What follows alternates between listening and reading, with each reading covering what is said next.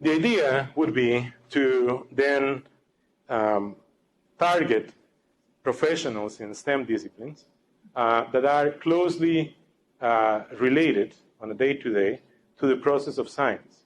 And specifically, professionals that are majoring in physics, chemistry, biology, psychology, computer science, and engineering would be well suited for this mathematics minor with emphasis on modeling. This is kind of motivated by one of the pie charts that I displayed earlier. Basically, half of what was reported there by the National Science Foundation, half of those STEM professions are social sciences and psychology, and the other half are some of the other disciplines. So, again, there is a lot of room for growth in mathematics education when targeting STEM professionals to complete a specific minor that has an emphasis on modeling. Where's astronomy? Would you please use the... Where's astronomy? The question is, where is astronomy? So, good point. So, in...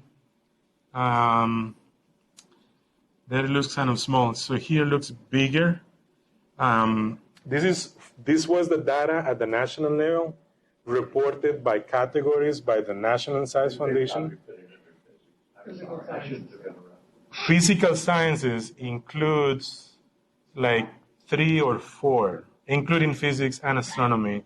And I think there are 2 other disciplines that are lumped into that category of physical sciences. Similar for biological and agricultural sciences, that would also, include a fair number. Yeah, go ahead. Geosciences is something else that I'm finding missing. Geology and geosciences. That also might be in physical sciences because it deals with moving objects under the surface. In this classification, with this category, yes, geosciences was that was one of the things I had to follow those categories to put together the data for the ETSU distribution based from what's reported in the fact book.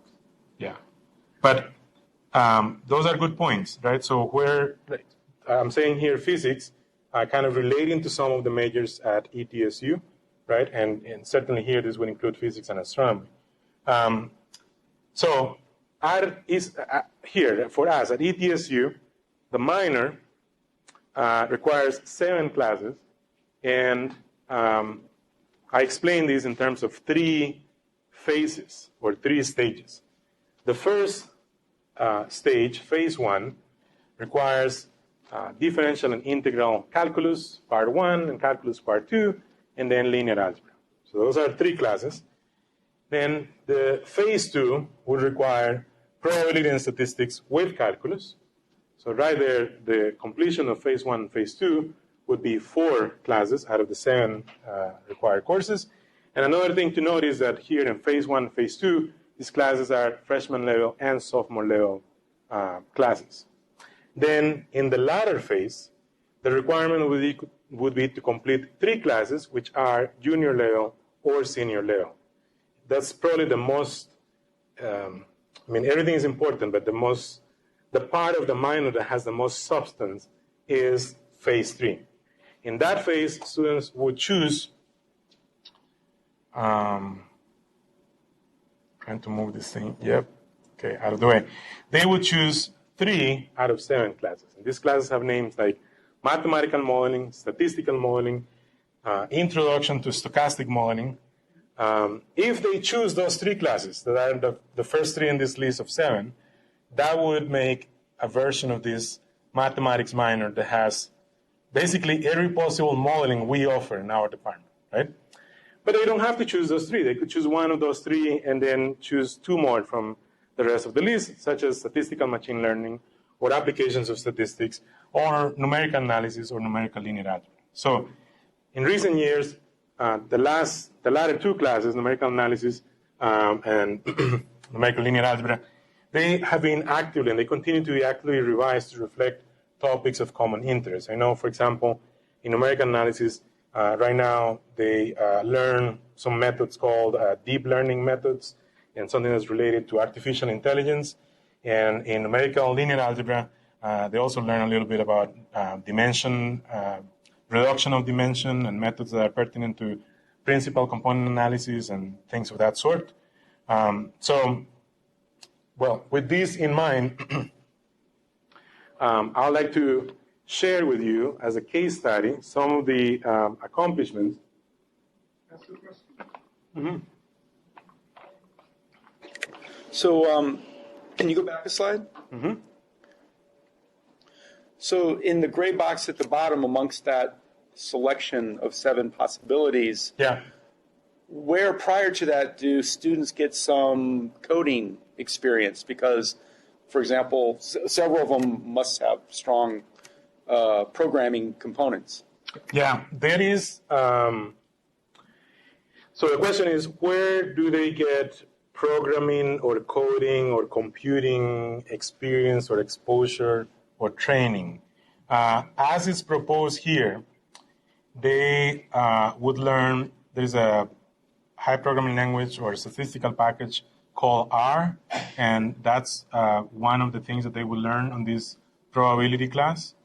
That's baby steps, right? It's not exactly like saying they become programmers after taking this class.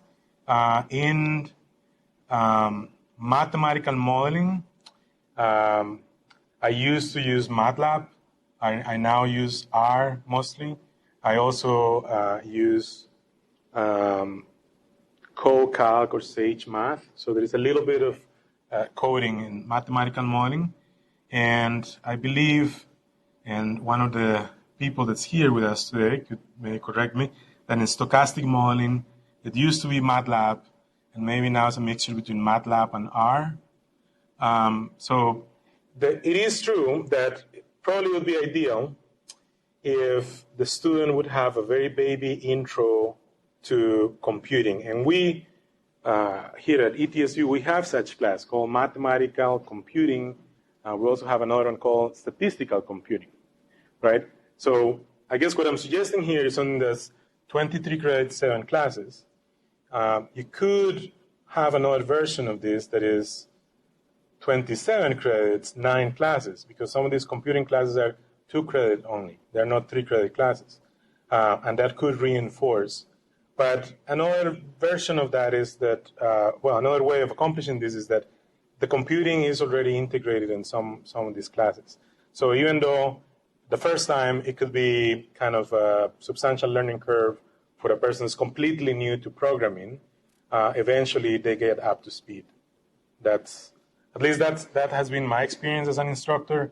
So the middle level has it built in. There's some exposure before phase you one, have to right. pick something in the gray box. In the green box, in phase 2, there is already something built in where they learn statistics with either Minitab or R. It's actually better if they learn some R because R requires to have some syntax and some kind of programming, writing functions and loops and things like that.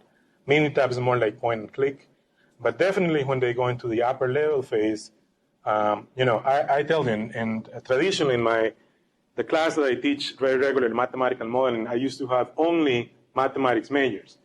And even though they were expecting that they would get there after they would take the math computing class, sometimes that was not the case. So I had to start adjusting how I would teach this content so that it wouldn't be required that they knew programming, but they would learn programming along the way. And then the program, so it would be more, I would have, when I taught it the very first time, I would, make almost the first month, it was like learning MATLAB, and then I started adjusting that so in a way that I would have a lot of demos and I would have, I would spend some time in certain things about functions and inputs and outputs and stuff like that, but really more kind of along the way, learning that together with the theory and, deliver it in a different way.